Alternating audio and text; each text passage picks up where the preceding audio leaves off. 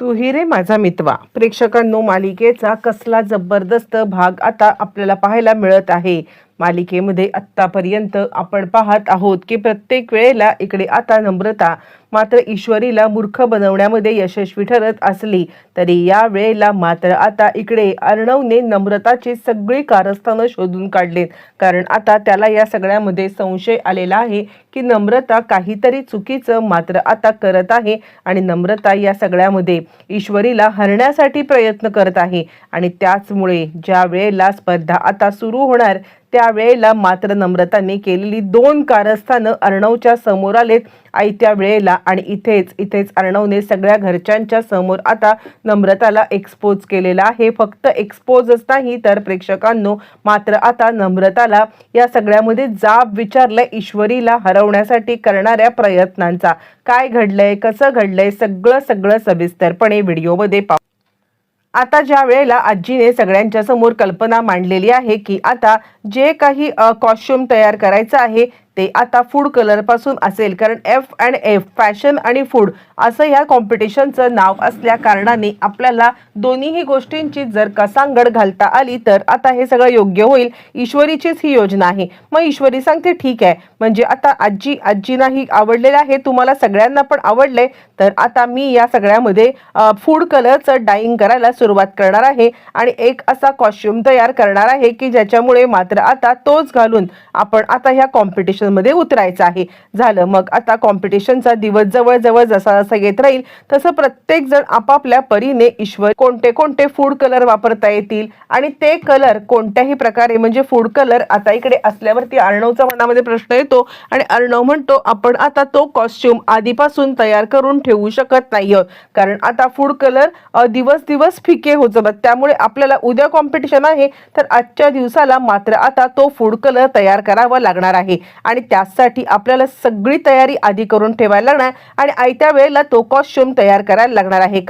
इकडे आता मामा सांगायला लागतात परफेक्ट, अर्णव जे काही बोलतोय ना ते आता मला पटलेलं आहे असं म्हटल्यावरती मात्र आता हे सगळं होत असताना आजी म्हणते काळजी करू नका, सगळ्यात पहिलं आपण आता इकडे हे करत असताना फूड कलर यूज करायचे आहेत, पण त्यासाठी आपण आता असं काहीतरी जुन्यातून नवीन, म्हणजे आता एखादी जुनी साडी वगैरे असेल त्यापासून नवीन करू। मामा म्हणतो नाही गाई, पण जुन्या साडीवरती मात्र आता ते फूड कलर कसे काय हे होतील। यावरती आजी म्हणते अरे तुला माहित नाहीये, जुनं ते सोनं, माझ्याकडे आहे एक साडी। यावरती ईश्वरी म्हणते असं, आजी म्हणते नऊवारी साडी आहे, त्यापासून तुम्हाला जे काही करता येईल ते करता तुम्ही करा असं म्हटल्यावरती अर्णव खूप खुश झालेला आहे आणि आता ईश्वरीची युक्ती पण हे झाले। इकडे आता वल्लरी मात्र चांगलीच चिडलेली आहे आणि ती सांगते हे बघ नम्रता, आपल्याला एक गोष्ट करायला लागेल आणि त्यानंतर मात्र आता इकडे वल्लरी सांगायला लागते कोणत्याही परिस्थितीमध्ये आपण इथे माघार घेऊन चालणार नाहीये।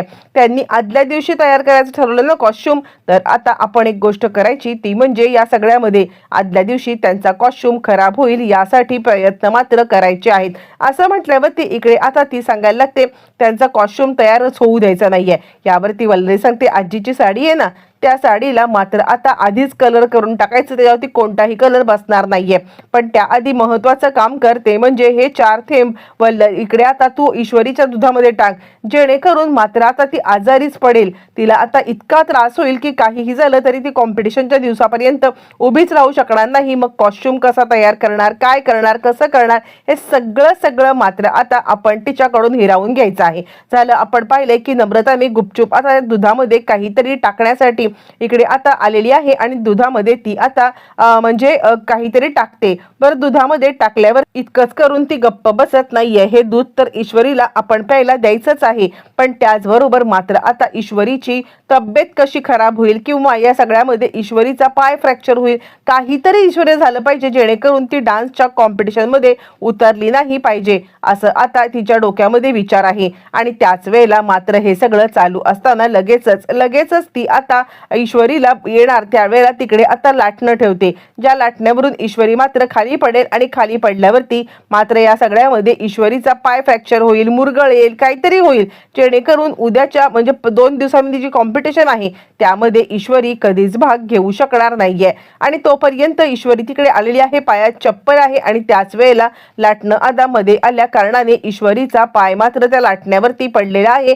आणि लाटणं आता डळमळीत गोल गोल फिरल्या कारणाने इकडे ईश्वरी खाली पडायला निघते. नम्रता खूपच खुश झालेली आहे आणि त्याच वेळेला अर्णव तिकडून आलाय. अर्णव आल्यावरती आपण आता पाहिलेलं आहे की अर्णवने या सगळ्यामध्ये पाहिलंय की आता इकडे नम्रता पाहती आहे पण नम्रता हसती आहे. ती धावत जाऊन आता मदत पण करत नाहीये. ही गोष्ट अर्णवच्या डोक्यामधून काही निघत नाहीये आणि अर्णवला या सगळ्यामध्ये लक्षात आले काहीही झालं तरी सुद्धा मात्र आता नम्रताचं काहीतरी वेगळं चाललंय. इकडे आपण पाहतोय की आता स्वतःला तिथून बाहेर काढण्यासाठी राजेशने फोन केलाय आणि राजेश सांगतोय काहीही करा, मला इथून पहिलं बाहेर काढा आणि तरच त्या ईश्वर आणि अर्णव आणि ईश्वरी या दोघांचा मी बदला घेत त्या अर्णवला मात्र आता माझ्या मार्गातून बाजूला करणार आहे. इकडे आपण पाहतोय की म्हणजे आता हे सगळं दृश्य पाहिलंय ते म्हणजे अर्णव ईश्वरीला वाचवायला चाललाय पण त्याच वेळेला त्याचं लक्ष नम्रताकडे आहे.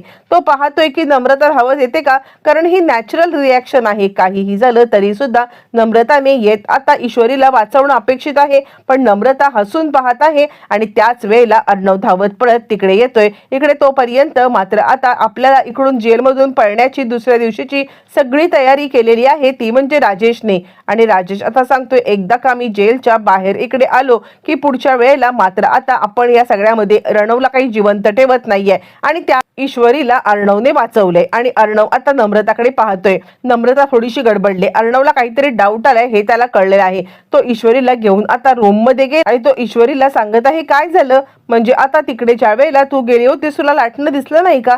यावरती ती म्हणते नाही पण सर मला एक काय वाटतं माहितीये का, मी ज्या वेळेला पडत होते त्यावेळेला नमुताई तिकडे काही आली नाही, मला खरंच कळत नाहीये. यावरती अर्णव म्हणतो मला पण हे सगळं वाटतंय. आणि मग ईश्वरी मात्र आता सगळ्या गोष्टी सांगायला लागते. ईश्वरी सांगायला लागते की सर खरं सांगू का, तर मगाशी सुद्धा आता मी खाली गेले होते ना त्यावेळेला सुद्धा आता तिकडे एक मांजा म्हणजे पतंगाचा मांजा बांधला होता. जर का आता मी धावत पळत नेहमीसारखी तिकडून गेले असते तर माझा पाय तिकडे पडला असता आणि त्यानंतर मात्र आता मी तिकडे गडबडतच गेले असते.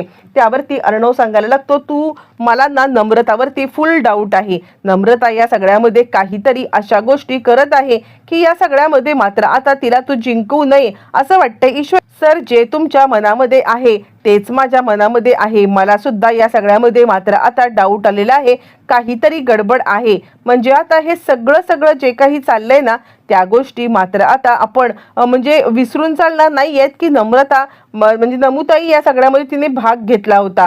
नमुताईने भाग घेतला होता आणि त्यामुळे तिला आता हारल्याचं दुःख असेल का. त्यावरती अर्णव म्हणतो नाही काहीतरी करायला पाहिजे. ईश्वरी म्हणते जाऊ दे सध्या मी आता आजीची साडी डाईंग करायला घेते, कारण उद्या म्हणजे आज आजीची साडी आणते उद्यापासून ते डाईंग करायला घेऊया, परवा कॉम्पिटिशन आहे ना असं म्हणत ईश्वरी आजीची साडी आहे आणि त्याच वेळेला ती आता नम्रताला टेस्ट करण्याचा विचार करते. ती नम्रताला सांगायला लागते नमुताई अगं मला आजीच्या साडीवरती डाईंग करण्यासाठी मी साडी तर आणलेली आहे पण आता फूड कलर तुझ्या डोक्यात काही आहे का. नम्रता सांगते हो माझ्या डोक्यात आहे, तू चिंता करू नकोस, मी आता इकडे येते, आजीची साडी दे माझ्याकडे असं म्हणत मात्र आता ईश्वरी तिच्याकडे वेगळीच साडी देते आणि नम्रता या साडीची मात्र आता वाट लावण्यासाठी वल्लरीकडे आलेली आहे. नम्रता ती साडी घेते आणि त्यानंतर ती आता विचार करते ईशू तुला काय वाटतंय की तू या सगळ्यामध्ये मात्र आता काहीही करशील आणि आता ही कॉम्पिटिशन जिंकशील पण नाही. मी तुला ही कॉम्पिटिशन कोणत्याही परिस्थितीमध्ये जिंकू देणार नाहीये. कोणत्याही परिस्थितीमध्ये तू या सगळ्यामध्ये मात्र आता ही कॉम्पिटिशन जिंकणार नाहीस यासाठी मी प्रयत्न करेन. आणि त्यावरती तिला आता इकडे वल्लरी सांगायला लागते आण ती साडी इकडे. आणि त्याच वेळेला अर्णव आणि ईश्वरी धावत पळत तिकडे येत आणि त्याच वेळेला अर्णव आता घरच्या सगळ्यांना बोलवतो आणि आता इकडे सगळ्यांच्या समोर एक गोष्ट आणत आहे आणि ते म्हणजे आता इकडे ते औषध आणि तो नम्रताला बाहेर बोलवतो. सगळेजण आलेले आहेत काय झालंय. आणि आता असं म्हटल्यावरती इकडे आता अर्णव सांगायला लागतो नम्रता का तू ईश्वरी सोबत हे करतेस. नम्रता म्हणते मी काय केलंय. यावरती अर्णव आता सांगायला लागतो तू उगाच वेळ घेऊन पेडगावला जाऊ नको, मला सगळं समजलेलं आहे. तू जे काही करतेस ना त्यामध्ये या सगळ्यामध्ये मात्र आता ईश्वरीला हरवण्यासाठी हे करतेस. आता पण आजी ही बघ तुझी साडी खराब करण्यासाठी ती आता घेत आहे. काल सुद्धा इकडे दाराला म्हणजे त्या ह्याला मांजा बांधलेला होता स्टेअरला आणि त्याचबरोबर मात्र आता हिने आज हे औषध बघ आज इकडे ईश्वरीला जे दूध आणून दिलं होतं त्या दुधामध्ये मात्र आता तिने औषध टाकलेलं होतं आणि हेच ते औषध असं म्हणत अर्णवने सगळ्यांच्या समोर नम्रताचा खरा चेहरा आणलाय आणि सगळ्यांच्या समोर आता तिला एक्सपोज केलेलं आहे। नम्रता या सगळ्यामध्ये गडबडले, ततपप करायला लागले, पण हुशार अर्णवने कॉम्पिटिशनच्या आधीच नम्रताची भांडेफोड करून कॉम्पिटिशन मध्ये होणारा त्रास मात्र वाचवलेला आहे।